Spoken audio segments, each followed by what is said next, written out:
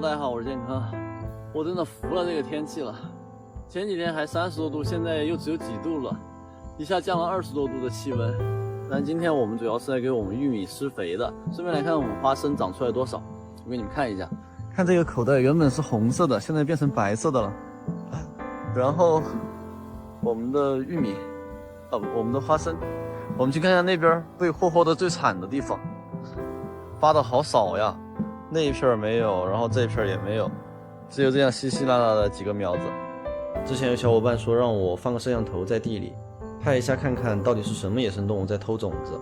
其实我也挺好奇的，但是这块地是我外婆家的，也就是在我们隔壁村，我怕到时候偷鸡不成蚀把米，摄像机被别人捡走了，所以就没有拍。给你们看，这就是花生的苗子。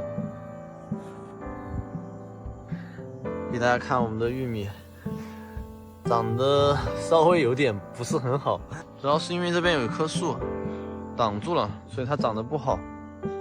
然后中间的那边那些就长得还可以，长得挺大的。今天过来施肥，我们就带了一小桶肥料，婆婆就一直说让我每个窝窝里少放点，少放点，不然等会儿就不够了，回去你爷爷要说我们。是的，婆婆在家里边谁都不怕，就怕爷爷说她。怎么说？他们那个时代的农村妇女就是这样，在夫妻关系里处于弱势。究其原因，不过是因为当时没有过多的工作岗位提供给妇女，导致家庭收入基本来源男性。这也让我想起一个我从小听到大的词，叫主要劳动。这个词对应的就是副要劳动。其实我一直以为副要劳动的副是妇女的妇，当然这并不重要，也确实代指妇女。重要的是，我突然理解到，是不是说劳动所产生的价值等于话语权？无论是在现代社会所参与的社会性劳动所带来的价值，还是在农业社会参与农业性劳动所带来的价值，最终体现都会在话语权上。那么另一个问题就出现了，妇女在家庭内劳动所产生的价值，在绝大多数情况下是不可量化的，这就很不公平。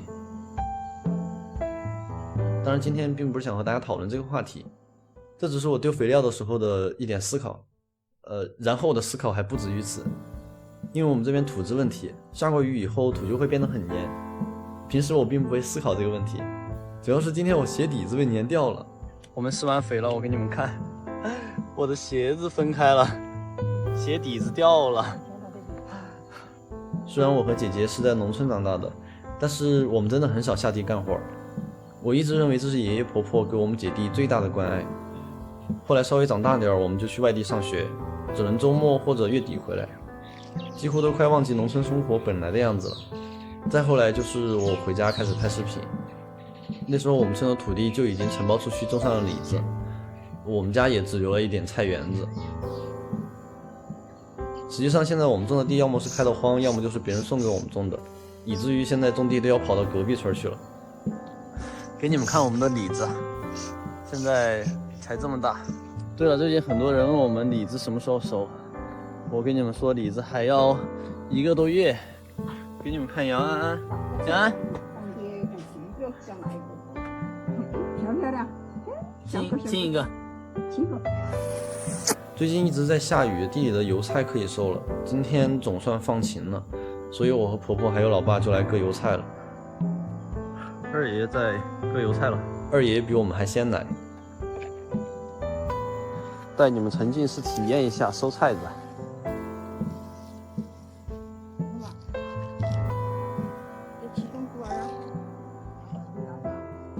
收着油菜，韩娃和蜜娃就给二爷打来电话，原来是二婆没钱花了。大家应该都知道，二婆在乡里带着姐弟俩上学，二爷一个人在村子里种点地，有时候也干点木匠活。不知道大家还记不记得，我的电脑桌就是二爷给我做的，然后我又叫上韩娃和蜜娃在上面写字画画，就成了这般模样。已经用了2年，反正我是很喜欢。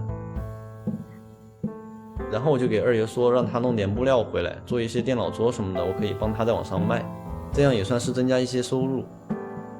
但是他说他怕做不好，加上需要干木料，这也不好买，就拒绝了这个提议。但是我想后面有机会的话，我还会再尝试给他说说看。话说回来，这块地其实就是前几年开的荒，虽说地里油菜是我们家自己种的，但是我们打算把这些油菜收割完以后就送给二爷。因为前几年我们家没有种油菜，但是二爷家一直在种，然后他们每次榨完油以后就会给我们送一些，所以婆婆他们就说，那我们也种点油菜送给二爷家。反正他们就是在这种交换中的死不皮。我们现在来山上砍树了，啊不对，是准确的来说，我们是来搬树了。几天前，爷爷发现山上有人砍了一些树，后来才知道原来是拉电线的工人砍的，然后爷爷就叫上我们，打算把这些树弄回来烧柴。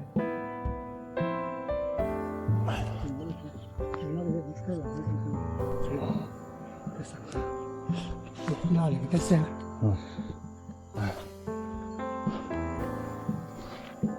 过不去了，又过不去了。